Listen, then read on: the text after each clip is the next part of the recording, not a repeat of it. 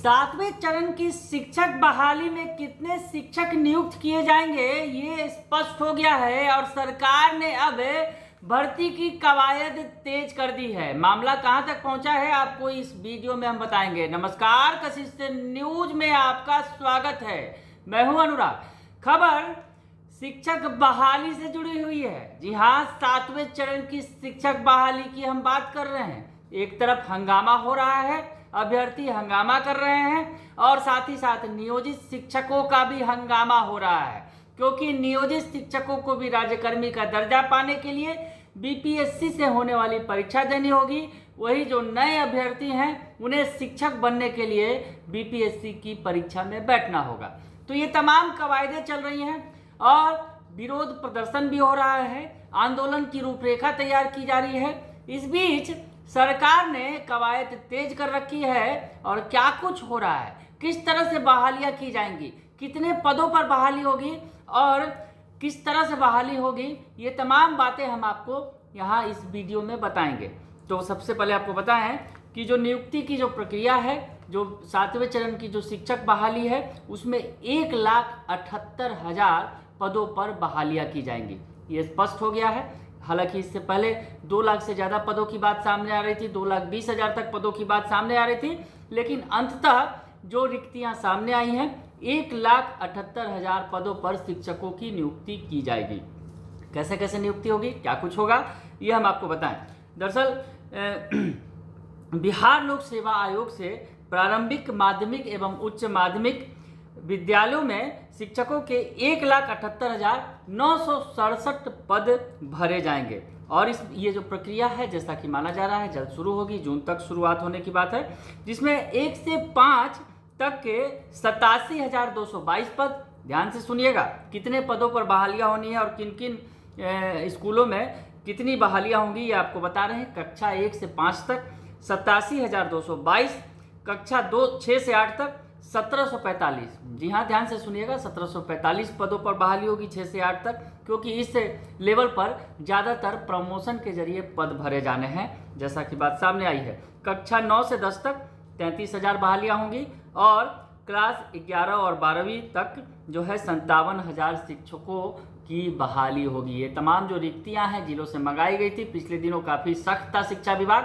और अब तमाम रिक्तियां आने के बाद 1,78,000 पदों पर शिक्षकों की बहाली की कवायद तेज कर दी गई है। अब आपको बताएं कि मामला आखिर पहुंचा कहां तक है। आखिर ये जो बहालियों का जो दौर आने वाला है, एक बड़े पैमाने पर बहाली होने वाली है शिक्षकों की। हालांकि विवाद जरूर है, क्योंकि बीपीएससी के जरिए परीक्षा लेने की बात कही गई है, जिसे लेकर सीटेट, एस्टेट और बीटेट के अभ्यर्थी लगातार आंदोलन कर रहे हैं। उधर नियोजित शिक्षकों को भी प्रमोशन पाने के लिए, राज्यकर्मी का दर्जा पाने के लिए परीक्षा देना होगा। तो ऐसे में 4 लाख लगभग जो नियोजित शिक्षक हैं वो भी आंदोलन की राह पर हैं।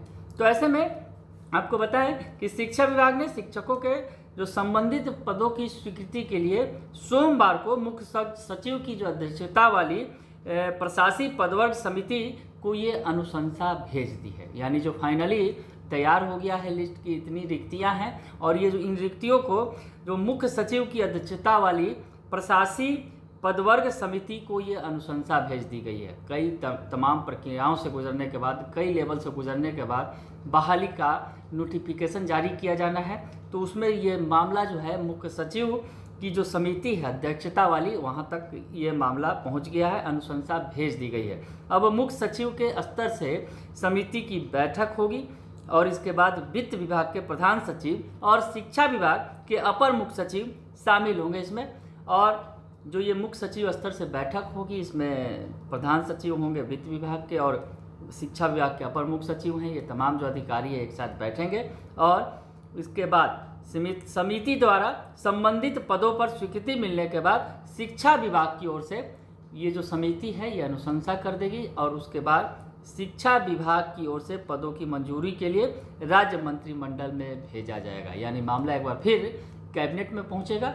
इन पदों की रिक्तियों की जो स्वीकृति मुख्य सचिव स्तर की जो समिति है वो करेगी और उसके बाद शिक्षा विभाग ये जो है अनुशंसा भेजेगा कैबिनेट में, राज्य मंत्रिमंडल यानी कैबिनेट में भेजा जाएगा। उसके बाद शिक्षा विभाग द्वारा जिलेवार रिक्तियों के आलोक में रोस्टर क्लियरेंस के लिए भी सभी 38 जिलों को भेजा जाएगा और साथ ही शिक्षकों का जिला संवर्ग भी निर्धारित होगा।